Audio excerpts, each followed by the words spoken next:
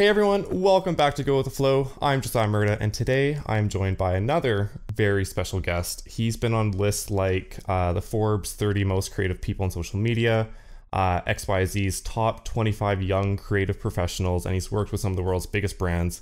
And he's now the CCO of Vaynermedia, and his name is Mr. Steve Babcock. How are you doing? I'm doing well. Glad to be talking to you. Yeah, thanks for coming on the show, man. I really appreciate it. So there's a few things I do want to talk about in this, obviously, but the biggest thing is I kind of want to get your background on who you were before Vaynermedia, especially, and kind of your experience leading up to it, if that makes sense. So sure. Okay, so the first thing I kind of want to get into though is your childhood. So you grew up in Boulder, Colorado, correct? Not correct. Okay. That's where I was before I moved here for the last 10 years. I grew up in a town of about 4,000 people called Jerome in Idaho. South central Idaho. That's where I spent the first 19 years of my life. Yes. Okay. And then, so what was your childhood like then there? Like coming from a small town and then eventually moving to, I think you're in New York right now, or do you still live in Boulder? No, I'm in New York now. So yeah, so I was born and raised in the same house, baby of 5 other siblings. And my father the town was very small. We really had one stoplight in the middle of town. It's one of those, the best reference, and it's always a funny thing to say, but it could not be more accurate. Is if for the audience, if you've seen the movie Napoleon Dynamite, okay, yeah, which is based. I mean, Jared Hess, the director, grew up in a town just down the road. It's based in southern Idaho. It is. When I watched that movie, I actually got tears in my eyes because it was so accurate to what it was like to grow up during that time. So. My father was the surgeon. He was really the only surgeon in the area. So he was literally Doc. Everybody knew Doc. Yeah. He had done surgeries on everybody. And again, I was the youngest of 5 other siblings. I was the youngest of 5, so 3 brothers and a sister. All of them. So I was able to, kind of grow up with and being influenced by their differences. They were very creative, very musical, very fun, and just they would always be making movies and video. It was just a very creative family for me to be able to draft off of. But I mean, really, it was a very small town. We would, you went to movies maybe at the one little theater. Everyone was into skateboarding, BMXing, just the basic things. Mm-hmm. You knew everybody, and that was the only world that I knew. I mean, we would go on vacations and things here and there, but like that was my reality. Was just a land of dairy farms. It's where we were was a lot of dairy farmers, and that was it. Yeah, so real small town. You were there till you were 19, you said? Yeah, my whole. I was actually. To be specific, I was there till I was 18, and I graduated high school, and then I went to a year of college at the University of Idaho, which is up north in the panhandle of Idaho in a town called Moscow, Idaho. So I was in Idaho for 19 years. Yes. Okay, got it. So then, what were you like in high school? That's like something I'm very interested in because a lot of people, I've come to find out. Their high school life kind of almost I want to say reflects their when they're older, I guess. I don't know if that really makes sense, but I'm kind of wondering what were you like in high school? Because I do know you're also in a rock band. Yes. Did that start in high school? Yeah, it did. Okay. I don't know why I'm laughing because it's making me think of my fashion sense in high school, which I hope reflects nothing of who I am right now, because it was really confused. No, in high school, I was not into typical athletics. I think, I did all the normal stuff that you do, baseball, basketball, football, up into like middle school. And then once I hit high school, and in Idaho, our high school was ninth freshman. Yeah. It was 4 years. So once we hit that, I really changed. The only sports that I played golf, but I didn't do the typical things, the sort of jock type sports. I was very into skateboarding and very into snowboarding. The local mountain was Sun Valley, Idaho, which was right down the road. And those were really my things. And music was huge to me. I at the first more listening to it and having it and creating a collection. I was it was very important to me, and it was one of my passions was to discover bands before anybody else. And again, this is pre-internet, so I would find bands on skate videos and snowboard videos, and then I would figure out how, what the band was, and I would find the record label and send them a letter, like mail order, because like you couldn't get albums at the Sam Goody or at the Hastings at the mall. And so that was a big deal. I kind of was the person who sort of influenced and brought different kinds of music to this small, dinky little town. And I love that. And then I started to want to play it. And so when I was I think it was a freshman in high school. Right when I got into high school, I was a freshman. I convinced my father to buy me there was one band in high school, and they were called Ablation. Okay. And I don't even remember what that word means. It was like and they were like a metal band, and they actually just did Metallica covers. Okay. And and they were older. They had long hair. Mm-hmm. They were like, they probably, well, not probably, they did, they smoked weed, and they were just hardcore kids, and they were older, and I just was like, oh man, they have a real band, but they didn't have a bass player. So they would do all these covers without a bass player. And so I was like, okay, I convinced my dad to buy me a bass, and I basically just learned Metallica covers to play in this band. Nice. And then from that band kind of birthed an original one, because I didn't like playing covers. I found that really quickly. I'm like, I don't like playing someone else's stuff, even though I don't know how to play. I'd rather figure out how to invent my own thing. And then so we formed this band called Burnside. It was named after a famous skate park in Portland, Oregon. And became kind of a little thing in Idaho. But I mean, we got gigs in Boise. We had a little van. We would play, and it was really, really fun. And that was a taste of things to come as I continued in the band world. But I just really, really loved that. So I was,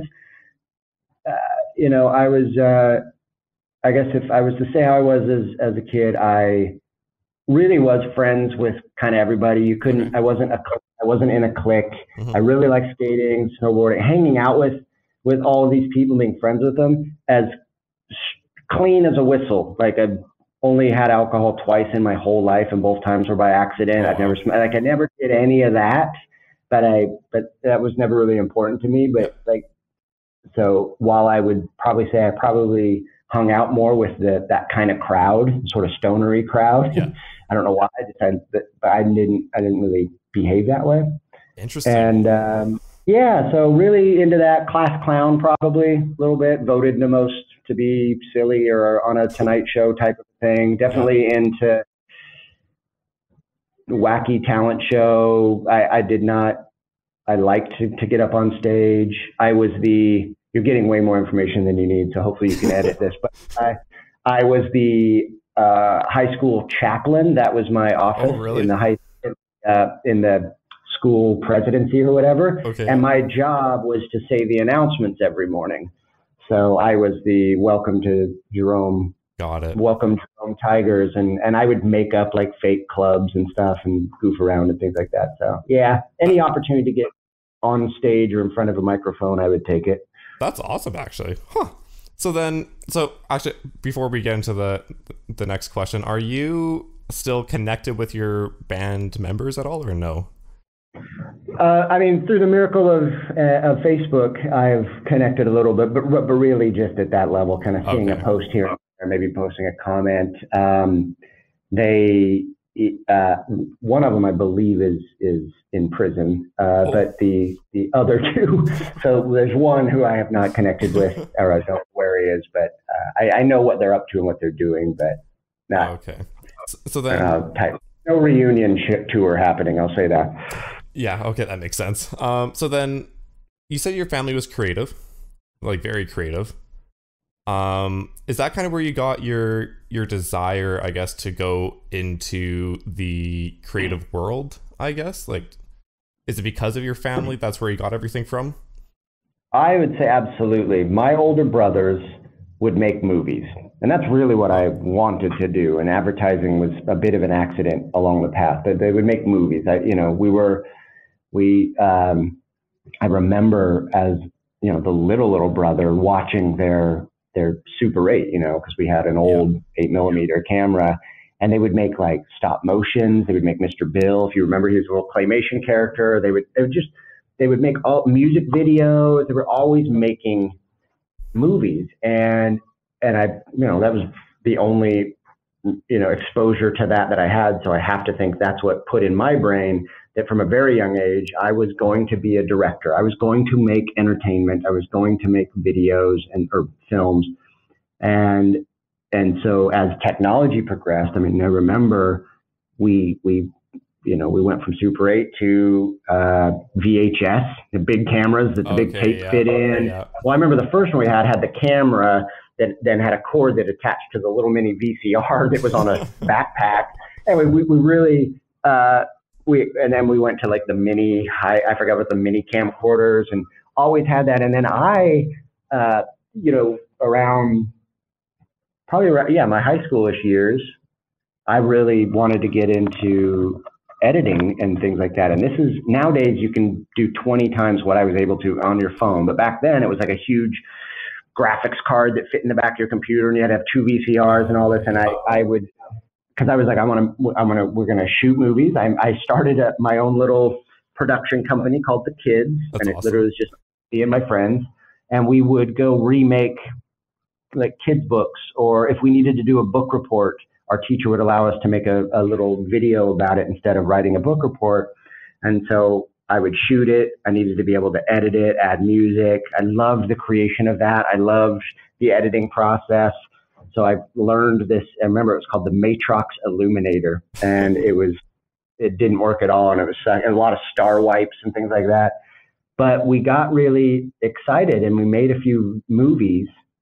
And I remember that without any sense of irony, like fully thinking this was a legit thing to do, we took a few of our movies down to the local library, which is very small, and gave them to them because we believed that, people would like a Blockbuster, like maybe someone wants to rent our movies. Yep. So here they are. And so I always want to go back to this day and go in and see if I can rent Kidney Stone, which was our parody on Tombstone, the Western. And because the guy died of a kidney stone at the end because we ran out of time. It was time to go home. But like, I would love to go back and see if our films, our VHS tapes are still there to be rented, and if they have ever been rented by anybody. But so, yeah, that was very much influenced by brothers. My sister didn't necessarily do all those, not to say she didn't influence me and I don't love her, but mainly my 3 brothers in very different ways very much influenced that in me, to be creative, to be musical, to basically just want to be an entertainer in some way. So then when you so you went to university, you said? Yeah. What did you go to university for exactly? So my first year at the University of Idaho, it was more of a just, I don't know, I'm going to college, general ed type thing. Okay, yeah. And then when I moved to Salt Lake City to go to the University of Utah, that was when I was going into to get into their film program, because I wanted to major in film, and I was instantly super turned off by it. The classes were not interesting to me. They were like over analytical. It was all the stuff that it was like significantly deeper than I ever felt like anyone needed to be. Like I just really struggled. We'd be in these classes where we're analyzing, a 2-second or 5-second piece of film.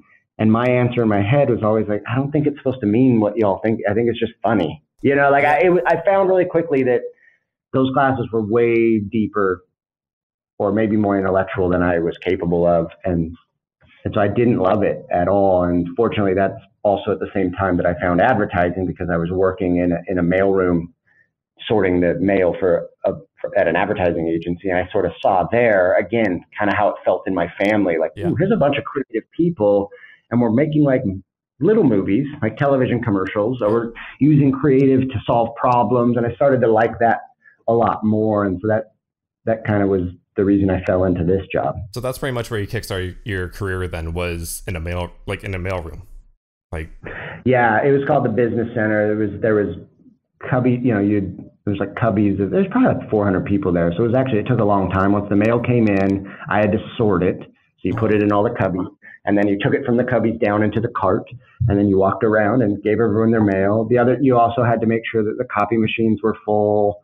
A lot of odd jobs back then, you had to literally get in a car and run like a jazz drive or one of those big of a file to the printer, pre-email really, and things like that. I had to do things like make sure that I think one of the partners of that agency must have had some severe OCD issues, because one of my jobs was literally they had like an office, the partner's office. There was a mini fridge, and the sodas needed to be left to right in alphabetical order, and all the labels had to be like perfectly facing out. And I just remember that was part of my job, was to do that.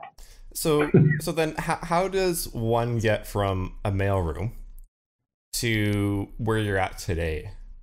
Like, what was the process like from the mailroom to Vayner? Where did you work? What brands did you start off with? Especially, that's what I'm really curious about. Did you start off with smaller brands?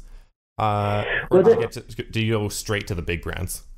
No, well, this first agency where I work, so I'll give you the truncated version. The long story is, while I'm working there, I'm really identifying with this creative department. I'm getting to know them all, learning, they would let me use their computers, again, pre-laptops at night when they went home. So I was self-teaching myself, like Photoshop 4, and just really getting into this. Like, I loved it. And then that agency happened to have a scholarship contest for all students of Utah. And because I was not a salaried employee, I could enter. And so I did. I just stayed late and built myself a portfolio of fake advertising. I was like, that's cool. And I packaged it up and entered it. It didn't cost anything to enter it there. And then months later, it kind of just, I don't know what happened, or just sort of on with business. I get a call to go up to the partner's office, and I am out of my mind, because I'm positive I didn't organize the soda cans correct, or something. I've never been called up there. Like, what? How do they even know who I am? Called up there, to my surprise, where they, informed me that I had won the contest, and so that I was given, and it was cool. They just like cut me a check, which half of it ended up paying for a wedding. But they gave me a check, and then they said, we want to hire you or offer you a job as a junior copywriter. And I sort of was a little more thinking I was an art director, but I was like, oh, yes, I'll take whatever. That's awesome. I'm out of the mailroom, and I'm now an official creative in this department. And so that started. And that agency was pretty big at the time. They no longer exist. It was pre.com. Okay. And the bubble bursting. So they invented things like the Intel Inside that everyone here do, like that was invented there.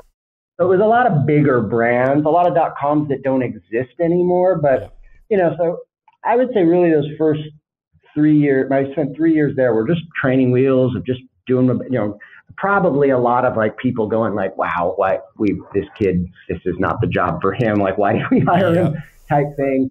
And then from there, I went to a small agency in Salt Lake, like a very small startup, working on local, regional thing, like local construction companies, the community college, those kinds of things. And that was really kind of my experience in Salt Lake City, in that market. I went to a couple other agencies, and then once I finished school, I also found the love of my life, and we got married and started a family, and I loved snowboarding, and then I had another band that was much more successful. So that's what I was doing there. But it was all kind of like, nothing huge. And then when I decided to stop pursuing the band, I was starting to have a family, and that's a whole other podcast.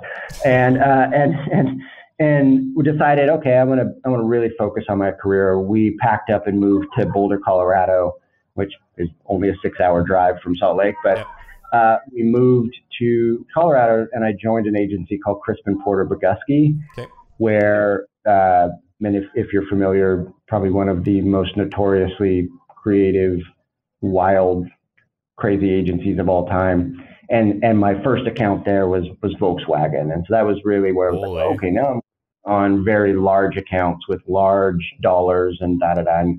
And then from there, it's always been larger accounts for the most part. So what was it like so you work with, like, originally you started off with like smaller businesses and then you go to Volkswagen. What is the biggest difference there? That's one question, because I feel like a lot of people work with just smaller businesses, but as soon as you get into like a really big business like Volkswagen, I feel like the process would be a little bit different on the creative side, especially. I don't know 100%, but is there a big difference at all compared to like a big company to a smaller company? I learned this, that I remember being really like scared to death. Mm-hmm. I really do. I was like, oh man. And I learned really quickly that the one place there is no difference is that they're all just people. Yeah. You think a brand manager at a local, ski resort in Utah is going to be, that they're at this level of intelligence that is way lower to a brand manager folks. They're all people. They're all just the same people with lives and worries and concerns. They just handle larger buckets of money. Yeah. Yep. And your idea gets out into the world in a much bigger way. But you still need they both are looking for just interesting, strong ideas that the target market will really find relevance in.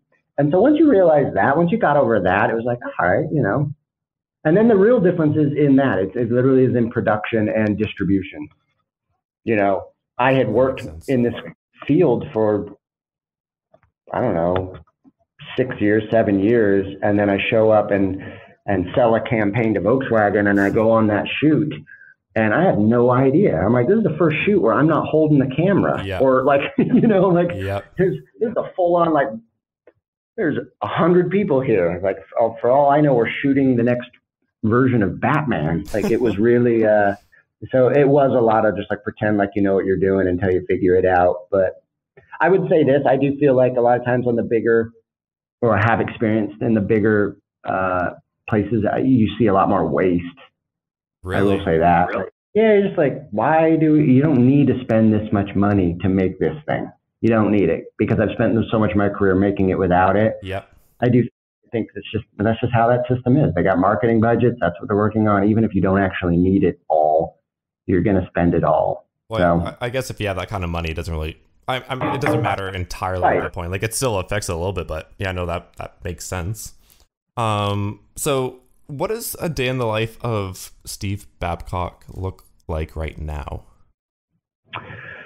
So right now, it's if it is a weekday, mm-hmm. It really is wake up, figure if I'm home, if I'm here, if I'm in town, it is wake up, get my kids ready for school, take one of them up to middle school, which is by the train station, then run to the train, because I'm always running, get on the train, because I live in New Jersey. Yep. Take the train in. Usually if there's work to be done, I'll do that, or I'll listen to podcasts, or just kind of just zone. It's important for me to have a little bit of time. And then a day in life is figuring out how to get it all done, how to meet everybody's demands. Cause I don't want to be the bottleneck for anything. Yep.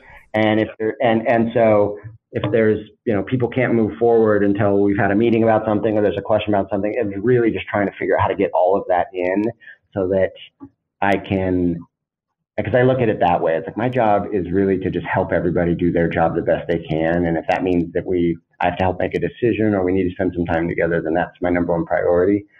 A lot of that. The ideal meetings are when they're about work. Right now, at my position and what I do here, a lot of it is operational. A lot of it is managerial. A lot of it is, there's 900 people here. There's bound to be problems that need to be resolved and things like that. So it is a lot of that. But my favorite meetings are, hey, Steve, we need you for 30 minutes. We just want to look at work. We just want to get your thoughts on this idea. Okay. Like that. That is by far the best, and I try to get as much of that in as possible. But I also do not believe in a approval hierarchy that is typical at most agencies, where one layer gets the work to where it needs to be, and then they go to their boss, and their boss gives comments, and then they've got a boss to go to. I don't believe in that. I really believe in hiring people and putting them into place, and then getting out of their way and letting them do that job. So I do. I don't see everything that comes out of this place. Hopefully I believe that I've affected it just in like the principles and some of the processes and the way that we think here. Mm-hmm. But I think that's really what a good leader does, is like figures out how to be pretty much invisible. But if you weren't there, the place would crumble, if that makes sense. Yeah, of course. I really am a lot of behind the scenes stuff. I try to be behind the scenes and put my leaders out front. So it is a lot of like meetings with my creative directors and group creative director level of just helping them, arming them with whatever they need to then go out and be successful with their teams and their clients. So then it's a lot of talking. It's a lot of talking, basically. Yeah, of course. The approval hierarchy, you mentioned that. Is there a reason why you don't like it? Is it because it slows you down, or why? Like, what's your thoughts on it? Is super inefficient. Yeah. And I've experienced it a lot in my career. It's super inefficient. It slows you down, and it assumes that I'm the only person who has the right answer. That's so true.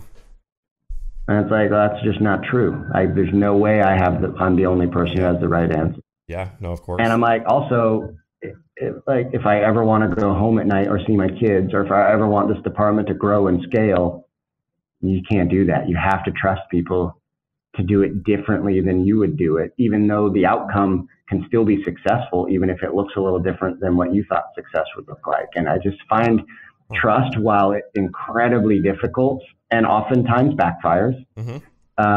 Is worth pursuing in the long run, because I've worked at places where it's like nothing goes out the door until that person sees it. And I've sat in edit bays waiting for 3 days for a person to get back to me because I can't move until they say so. And I would say the outcome of that made me a person who no longer believed in myself or second guessed myself. And I just don't think that's how you build a company or a department. You build a company and a department by, providing an environment where it's like you're trusted. And, and you're supported when you make the mistake. Like, that's the other part about it. You can't go, hey, I trust you to make a decision, but if it's wrong, oh man, you can't do that. You got to be like, I trust you to make a decision, and I'm here to support you all the way and to help you all as everything you need. And if it doesn't work out, you're not going to be freaked out about that. You're going to learn by it and move on. So you have to create an environment of trust and safety in failing. And that being okay. And I don't know, I just think it works. I like that. Like, it's a lot different than I think most agencies do it, from what I've seen, especially too. Like, yeah, no, that's actually a really interesting concept. So a few more questions before we get into a fire round, which will be really quick. It's just, you'll answer the question as soon as the answer comes to your head, and you just say it. We'll move on to the next one. But so just 2 more questions before that. You did say the creative is the art of getting people to care about something they don't care about. Yeah. What do you think businesses are doing today? Like, what's the biggest flaw that they have when it comes to creative? The biggest flaw is the lack of understanding or empathy for their audience. It is so much of the communication and marketing is one-sided. It is, here's what I care about as a brand and what I want you to care about, and I want to control the narrative, and I want to force this message on you. And it's really the definition of being a horrible communicator. One of my favorite books of all time is Dale Carnegie's How to Win Friends and Influence People, which is such a classic read. But the principle of that is to see every interaction, meet everybody halfway, or to see things through the other person's shoes. And most brands aren't doing that. And it's evident in that you see most agencies still run, and brands functioning in an old way where it's like, we go in a conference room and spend all this time and money to come up with one idea that we will then produce in a huge way and push out to everybody. that alone right there is like, you believe that everybody wants to receive your message the same way, versus a very empathetic approach, which is going to go, okay, I'm going to be who I am as a brand, but I want to speak to this particular audience in a way that meets them in the middle. So that I may speak to them a little bit differently than I'm going to speak to this audience or this audience. That's just empathy. That's just being a good conversationalist. Yeah. And I see that over and over. That's just the difference between like advertising and then like meaningful marketing communication. Do you think that's always been there though, even before television, when like you should still be empathetic towards your audience? Totally. And I think you're seeing it adjust more now because brands are realizing they don't have a choice. Like you do not get to control who you are as a brand. Brands are co-created. It is reciprocal. Everybody can post an opinion and talk. It's like, you have to be transparent. You have to be real. Gone are those days of Mad Men.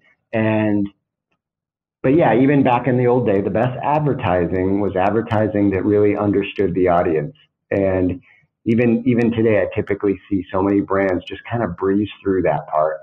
And it's like, whoa. And it's crazy, given all the information we have and the ability to target that we have, like why you would not make that 100% your focus. That's so true.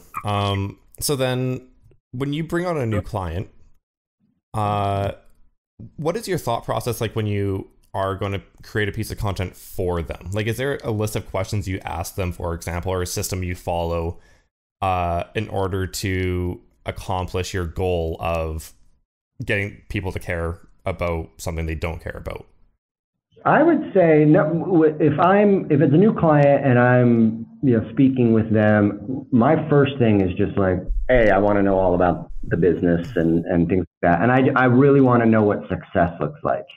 And that to me, I believe, is having empathy for them. They're my consumer. Yeah. And like, what is it like? Because that's all that matters in their mind, because they want to be, they want to be rock stars in their halls and be like, and so all I want to talk about with them is like, what is success? What is success? Like, oh, it's this, it's getting this to happen. It's getting this to happen. Because half the time that's never actually briefed correctly. You're not getting to what really matters to them. Because sometimes it's 6 layers deep. You have to be kind of psychological and be like, okay, why are you about that? Why? Got it. Now I understand. I've been in situations where there's literally been clients that are like, we need to do a big campaign about, this new product. We make it really hyped. And the reality was because the CEO of some company needs to be impressed by it. And I'm like, well, then the answer is we're going to put a billboard up right outside the CEO's home. Let's just do it there. So then that CEO sees that and it's like, yeah, my company's making cool ads or whatever. So it's really understanding that.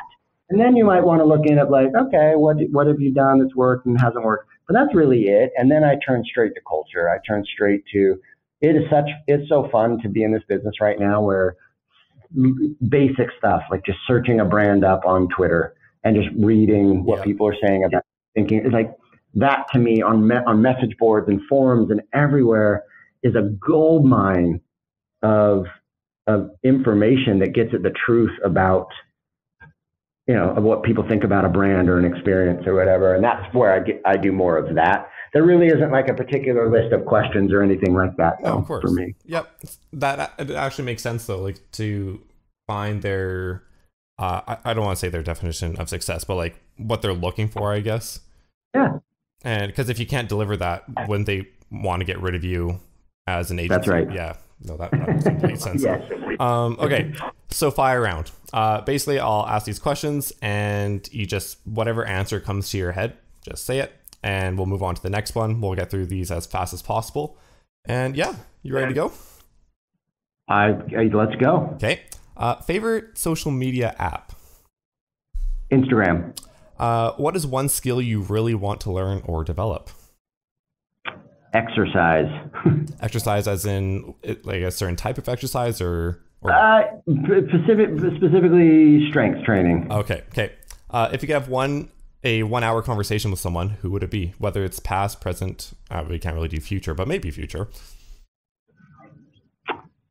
I don't know why. Jack Black. Jack. Okay. Google Home or Amazon Alexa? Amazon Alexa. Reason being? It's the one we have. Okay. Yeah. That's fair.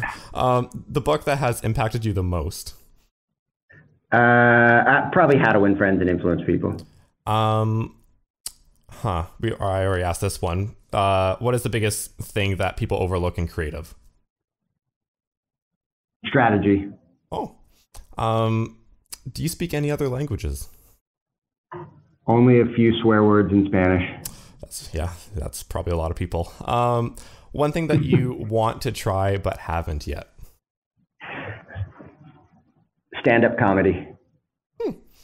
The app TikTok. What are your thoughts on it? It is one of the truest reflections of a generation of humanity right now. Can you elaborate a tiny bit more on that? Yeah, if you just were browsing TikTok videos, you'd get a very honest, meaning, like Instagram, I think, was a very curated and stylized glance, and this and that, and even Snapchat is a little like throwaway, da-da-da. TikTok to me is like brutally honest in a weird middle ground way. Like that is what our world looks like. Huh, interesting. Okay. What's the most important thing to establish in company culture?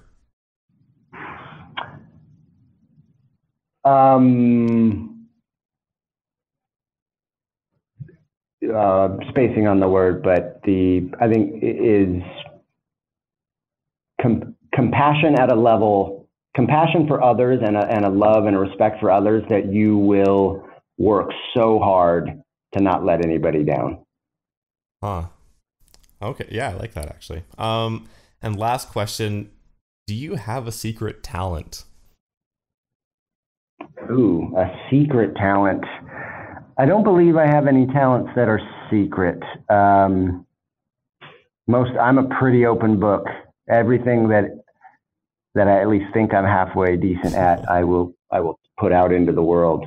Fair. I don't have a secret talent because it's not. I mean, I would say one thing is I'm really good at like handyman stuff, but that's not a secret. I tell everyone about it and I do it for friends and neighbors. But if I could just retire and be financially secure tomorrow, I would literally just be a handyman on Craigslist and just go to people's house and fix crap in their house. Or maybe more safe. Okay. Yeah, I freaking love it. Every Saturday is like a dream day. If I don't have anything to do, I'm like, what can I fix around the house? Like, it's my favorite thing. Huh, interesting. Cool. All right. Well, Steve, thanks for coming on the show, man. And everyone listening, go follow Steve. His Instagram is Steve Happens. And I believe you have a Facebook page as well, correct? That's correct. Everything online, every platform I'm on will either be Steve Happens or Steve Babcock. Perfect. So everyone go follow him. I hope you got a lot of value from this episode. There's a lot of different points of view. I think you delivered. I think it's actually awesome. So thank you again for coming on the show, man. And I appreciate it. No, anytime. Thanks for having me. Awesome. Okay, well, anyways, we'll see you guys in the next episode. Take care.